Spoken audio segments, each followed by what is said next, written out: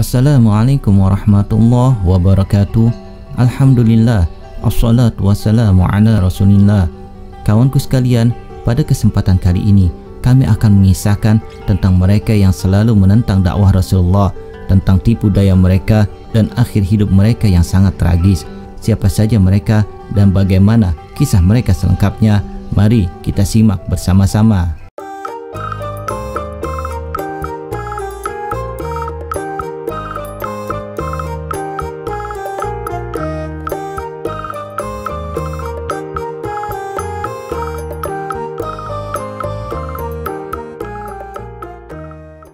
Ibnu Ishaq berkata, ketika Allah Subhanahu wa taala melindungi Nabi Muhammad sallallahu alaihi wasallam dengan dukungan dari Bani Hashim dan Bani Muttalib berpihak kepada Nabi Allah Muhammad sallallahu alaihi wasallam, serta orang-orang kafir Quraisy gagal menghentikan aktivitas dakwah beliau sallallahu alaihi wasallam, maka kaum kafir Quraisy mengejek, mengolok-olok dan menantang Nabi. Al-Quran pun turun mengisahkan tentang seluruh perbuatan orang-orang kafir Quraisy yang memusuhi Nabi. Di antara mereka ada yang namanya jelas disebutkan dan ada juga yang disebutkan secara umum sebagai orang-orang kafir Quraisy. Di antara orang-orang kafir Quraisy yang kisah tentang hidupnya disebutkan secara jelas dalam Al-Quran adalah paman Nabi Allah Muhammad SAW, Abdul Uzza bin Abdul Muttalib atau yang dikenal dengan nama Abu Lahab, dan istrinya Arwah binti Harb. Di dalam Al-Quran disebut dengan nama pembawa kayu bakar. Arwah adalah adik kandung Abu Sufyan, seorang pemuka Quraisy. Diketahui Arwah mendapat gelar Ummu Jamil karena wajahnya yang cantik, namun kecantikan fisiknya tidak diiringi dengan kebaikan hatinya. Setelah mendapat dukungan dari Abu Thalib dan Bani Hashim, Rasulullah SAW memulai dakwah dengan cara terang-terangan.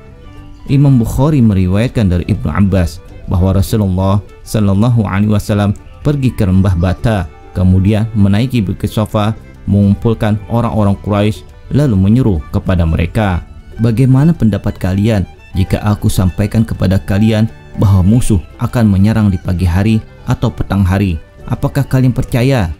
Mereka menjawab, kami percaya. Lalu Rasulullah pun mengatakan, maka sesungguhnya aku memperingatkan kepada kalian akan datangnya azab yang keras.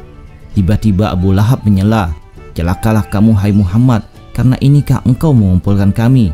Maka Allah pun menurunkan surat Al-Lahab yang artinya, binasalah kedua tangan Abu Lahab dan benar-benar dia binasa. Tidaklah berguna baginya hartanya dan apa yang dia usahakan. Kelak dia akan masuk ke dalam api yang bergejolak. Dan begitu pula istrinya, pembawa kayu bakar, di lehernya ada tali dari sabut yang dipintal. Surat Al-Lahab turun 10 tahun sebelum kematian Abu Lahab yang tragis. Nama Lahab berasal dari ayahnya, Abdul Muttalib. Nama Lahab diambil sesuai dengan wajah Abu Lahab yang merah terang seperti api, persis seperti arti dari Lahab, yaitu api. Abu Lahab adalah salah satu dari 4 paman Rasulullah SAW. Ia merupakan orang yang kaya raya, pintar, dan termasuk orang yang terpandang. Bahkan ia memiliki paras yang rupawan. Ia adalah satu-satunya paman Nabi yang memusuhi dakwah Islam. Setiap kali Nabi selesai berdakwah, Abu Lahab selalu memprovokasi masyarakat Quraisy dan mengadu domba.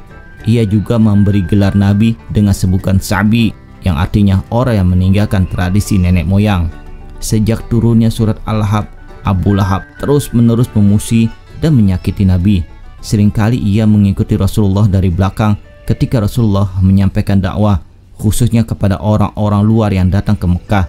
Abu Lahab menyegahnya dengan mengatakan bahwa beliau Shallallahu Alaihi Wasallam adalah penyihir atau pendusta. Tariq bin Abdullah al-Muharibi menceritakan sebuah kisah menarik sebelum keislamannya. Suatu ketika saya melihat 2 orang lelaki di Mekah. Yang pertama berlari dan menggemakan dakwah ketuhanan. Wahai manusia, katakanlah tiada Tuhan selain Allah. Keuntungan dan kejayaan memihak Anda. Di belakangnya seorang lelaki sedang mengejar dan berkata, kalian yang percaya dia itu pendusta besar. Saya pun bertanya, siapa yang pertama dan yang kedua? Tanya Tariq al-Muharibi. Yang pertama itu Muhammad. Dia menganggap dirinya sebagai nabi yang diutus dari langit. Jawab mereka. Yang kedua itu siapa? Tanya Tariq. Itu pamannya Abu Lahab yang selalu menteror dan menyakitinya. Bahkan bukan hanya cercaan dan beragam permusuhan dengan lisan. Abu Lahab dan istrinya juga menyakiti Rasulullah secara fisik. Di setiap ambang fajar, Abu Lahab selalu meletakkan kotoran manusia di depan pintu rumah Rasulullah. Dia berharap Rasulullah mengurungkan niat dan menutup kembali pintunya untuk tidak menyebarluaskan dakwahnya. Kemudian dia berteriak dengan lantang, "Di manakah hak-hak tetangga wahai Bani Abdul Muthalib? Seperti inikah Anda memuliakan tetangga?" Hamzah yang saat itu belum memeluk Islam mendengar perkataan ini, menemukan gejolak di hatinya yang mencoreng kehormatan Bani Abdul Muthalib. Ia pun mengambil kembali kotoran itu dan meletakkan di atas kepala Abu Lahab. Di riwayat lain, kemudian ia memukul kepala Abu Lahab dengan gagang senjata. "Sesungguhnya saudara saya ini telah gila," tegas Abu Lahab yang tidak menerima perlakuan seperti ini dari Hamzah. Bagaimana mungkin Hamzah membela Muhammad yang berlawanan keyakinan dengannya atas saya yang seakidah dengannya? Bergumam hati Abu Lahab yang diterpa kejanggalan hebat dari tingkah laku aneh Hamzah. Bukan hanya Abu Lahab sendiri yang membenci Rasulullah, namun juga anak-anak dan istrinya. Meskipun akhirnya 3 orang dari anak-anak Abu Lahab mengislamkan diri di kemudian hari. Abu Lahab dikarunia 4 orang anak, Utbah, Mu'attab, Utaibah, dan Dorah. Semuanya masuk Islam kecuali Utaibah. Utbah dan Mu'attab menyatakan keislaman mereka di hari Fathul Mekah. Sementara itu Utaibah yang kafir merupakan suami Ummu Kulsum, putri Rasulullah. Selain itu, saudarinya Ruqayyah juga dinikahi oleh Utbah bin Abu Lahab. Tatkala surat Al-Lahab turun, Abu Lahab berkata kepada putranya, "Kepalaku dan kepala kalian haram bersentuhan jika kalian berdua tidak mentalak kedua putri Muhammad." Keduanya pun menjatuhkan talak kepada istri masing-masing. Di saat mengadakan perjalanan berdagang ke Syam, Utaibah menghampiri Rasulullah dan berkata, "Wahai Muhammad, aku mengingkarimu," tegasnya. Imam Ibnu Katsir dalam tafsirnya berkata, kemudian Utaibah menyerang Rasulullah lalu mengoyakkan pakaian beliau. Sedangkan saat itu Utaibah akan pergi ke Syam. Lalu Rasulullah SAW bersabda kepada Utaibah, "Aku memohon kepada Allah supaya mengirimkan hewan buas untuk menghancurkanmu." Doa ini sampai ke telinga Abu Lahab. Dengan cepatnya ia berkata kepada kabilah yang menyertai anaknya, "Muhammad mendoakan kehancuran anakku dan saya takut keselamatan dirinya dari doa tersebut. Berjanjilah kalian kepadaku untuk melindungi Utaibah dalam keadaan apapun." Setelah mereka tiba di Sarga, tempat yang termasuk di Yordania, mereka pun letih dan sepakat untuk istirahat. Seperti yang dipesankan Abu Lahab, Utaibah berada di tengah, dikelilingi oleh mereka. Ketika mereka telah tidur lelap di tengah malam, seekor singa mendekati kerumunan mereka. Sebagian dari mereka terbangun dan memberikan perlawanan, namun tetap saja tidak berhasil mengusir singa tersebut. Hingga ia mendekati kepala Utaibah. Yakin akan kematiannya, Utaibah pun berkata, "Sesungguhnya Muhammad telah membunuhku sementara dia di Mekah dan aku di Syam." Kepala Utaibah terpisah dari tubuhnya oleh terkaman singa. Di kemudian hari, sahabat Utsman bin Affan menikahi Ruqayyah, mantan istri Utbah bin Abu Lahab. Ketika Ruqayyah meninggal dunia, Utsman bin Affan kemudian menikahi Ummu Kulsum, mantan istri Utaibah bin Abu Lahab. Oleh karena itu, sahabat Utsman bin Affan diberi gelar Dzun-Nurayn, yang artinya pemilik 2 cahaya mata, yaitu 2 orang putri Rasulullah yang telah menjadi istrinya. Syekh Sofiyur Rahman Al-Mubarakfuri menceritakan kisah yang terjadi selepas perang Badar di kota Mekah. Abu Rafi'i adalah seorang hamba yang dimerdekakan oleh Rasulullah. Beliau berkata, "Dulu aku adalah hamba milik Abbas bin Abdul Muthalib, paman Rasulullah. Ketika itu Islam telah sampai kepada seluruh ahlu bait. Abbas masuk Islam, kemudian aku dan Ummu Fadil, istri dari Abbas, nama asli beliau adalah Lubabah Al-Kubra binti Al-Harith radhiyallahu anha, wanita kedua yang masuk Islam setelah Ummul Mukminin Sayyidah Khadijah binti Khuwailid. Namun Abbas menyembunyikan keislamannya. Pada waktu peperangan Badar, Abu Lahab tidak ikut berangkat. Perannya digantikan oleh Al-Ashi bin Hisham bin Mughirah yang memiliki utang dengan dia.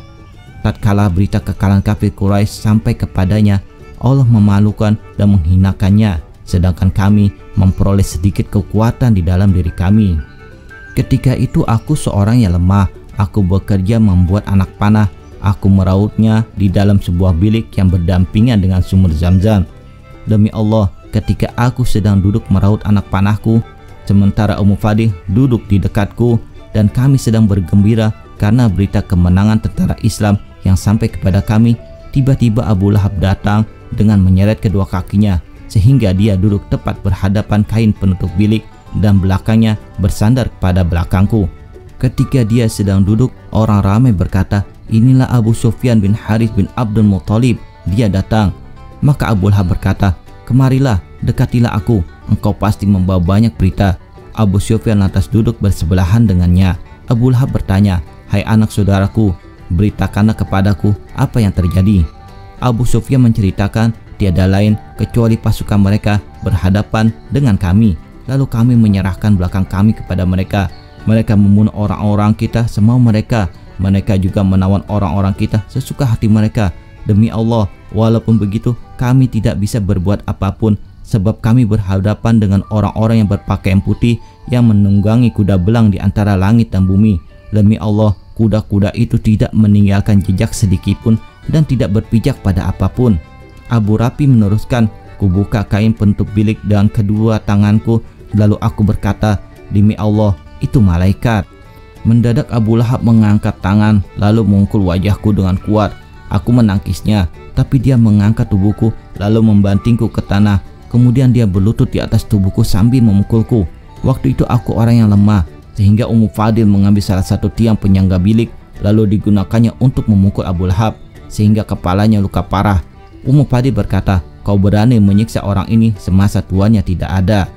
Abu Lahab beranjak pergi dengan kepala tertunduk. Demi Allah, dia hanya hidup selama 7 hari selepas itu, sehingga Allah menimpakan padanya luka bernanah yang membuat orang-orang merasa jijik. Lalu Abu Lahab meninggal, tidak ada keluarganya yang mau mengurusnya, sehingga mayatnya dibiarkan begitu saja selama 3 hari tanpa dikuburkan. Disebabkan khawatir akan dicemooh warga karena membiarkan mayat yang membusuk, maka barulah mereka menggalikan liang kubur. Kemudian mereka mendorong mayat Abu Lahab ke dalam lubang tersebut dengan sebatang kayu, lalu melemparkannya dengan batu-batu dari jauh hingga jasadnya tertimbun, seperti yang dikutip dalam kitab Ar-Rahiq Al-Makhtum. Bukan hanya Abu Lahab, Ummu Jamil sang istri juga turut menentang Rasulullah.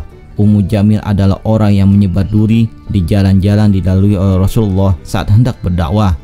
Setelah surat Al-Lahab diturunkan, Ummu Jamil langsung pergi mencari keberadaan Rasulullah yang ketika itu sedang duduk di samping Ka'bah ditemani oleh sahabatnya Abu Bakar. Ummu Jamil, bibi ipar Rasulullah, datang dengan membawa batu. Ketika dia telah berdiri di dekat Rasulullah, anehnya dia hanya melihat Abu Bakar. "Hai Abu Bakar, mana temanmu itu? Aku dengar dia mengolok-ngolok aku. Demi Allah, jika aku bertemu dengannya, aku pukul mulutnya dengan batu ini," katanya dengan geram. Kemudian ia bersyair, "Muzamman, kami tidak taat kepadanya, kami membangkang perintahnya dan kami benci kepada agamanya." Usai berkata begitu, dia pergi. Lalu Abu Bakar berkata kepada Rasulullah, "Ya Rasulullah, apakah dia tidak melihatmu?" Rasulullah berkata, "Dia tidak bisa melihatku karena Allah memalingkan penglihatannya dariku." Ketahuilah, tidakkah kalian merasa heran bagaimana Allah melindungiku dari gangguan orang-orang kafir Quraisy? Mereka mencela dan mengolok-olok nama Muzamman, padahal aku adalah Muhammad, ujar Rasulullah. Dalam kehidupan sehari-harinya, Ummu Jamil memang sering membawa kayu bakar sendiri ke rumahnya. Kayu yang dibawanya adalah jenis kayu al-his yang memiliki buah berduri dan biasanya tersangkut di bulu domba.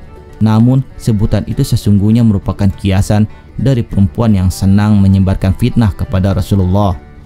Suatu saat ketika wahyu tidak turun selama beberapa waktu, Ummu Jamil melihatnya sebagai kesempatan emas untuk menyudutkan Rasulullah. Maka keluarlah kata-kata kasar yang menyakitkan dari mulutnya. "Setanmu," maksudnya Jibril, "telah meninggal kamu," serunya dengan penuh rasa puas. Riwayat lain menyebutkan Ummu Jamil mengatakan setannya terlambat datang kepadanya. Dalam riwayat lain, Ummu Jamil mengatakan, "Wahai Muhammad, sesungguhnya aku sangat berharap agar setanmu benar-benar telah meninggal kamu. Aku tidak melihatnya selama 2 atau 3 malam." Namun tidak berselang lama turunlah surat Ad-Duha ayat 1 sampai dengan 3 sebagai wahyu yang ditunggu-tunggu. Dalam surat ini antara lain penegasan Allah tidak meninggalkan Rasulullah dan tidak pula membencinya. Allah Ta'ala tetap bersamanya, membimbingnya, dan meninggikan derajatnya. Syekh Wahbah Az-Zuhaili dalam tafsirnya menyebutkan beberapa riwayat terkait asbabun nuzul 3 ayat surat Ad-Duha sebagai berikut. Pertama, hadis yang diriwayatkan oleh Imam Bukhari, Imam Muslim, dan selainnya dari Jundab. Ia berkata, Nabi Allah Muhammad SAW sakit sehingga tidak melakukan sholat malam selama 1 atau 2 malam. Lalu seorang perempuan mendatanginya seraya berkata, "Hai Muhammad, aku tidak melihat setanmu kecuali dia telah meninggal kamu." Lalu Allah Subhanahu wa taala menurunkan surat Ad-Duha ayat 1-3 yang artinya, demi waktu duha dan demi malam apabila telah sunyi, Tuhanmu tidak meninggalkan engkau dan tidak pula membencimu. Kedua, diriwayatkan oleh Sa'id bin Mansur Al-Faryabi dari Jundab. Ia berkata, Jibril melambatkan penurunan wahyu kepada Nabi Muhammad SAW. Kemudian orang-orang musyrik berkata, Allah sungguh telah meninggalkan Muhammad. Kemudian turunlah surat Ad-Duha. Ketiga, diriwayatkan oleh Al-Hakim dari Zaid bin Arqam. Ia berkata, Nabi Muhammad SAW berdiam beberapa hari lantaran Jibril tidak menurunkan wahyu kepadanya. Kemudian Ummu Jamil, istri Abu Lahab berkata, aku tidak melihat sahabatmu kecuali telah meninggalkan dan membencimu. Kemudian Allah menurunkan surat Ad-Duha sebagaimana yang ditulis oleh Wahbah bin Mustafa Az-Zuhaili dalam kitab beliau Tafsir Munir.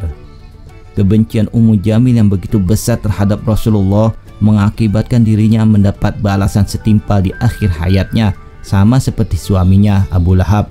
Ummu Jamil meninggal dalam keadaan yang tak kalah menyedihkan. Perempuan itu meninggal dalam perjalanan pulang saat membawa seikat kayu bakar. Karena letih, ia berhenti sejenak. Kemudian tiba-tiba dia tertarik ke belakang oleh tali pengikat kayu itu dan meninggal dengan leher terbelit tali. Wallahu a'lam bishawab. Demikian kisah yang dapat kami sampaikan. Semoga bermanfaat. Mohon maaf apabila ada kesalahan. Terima kasih telah menonton. Assalamualaikum.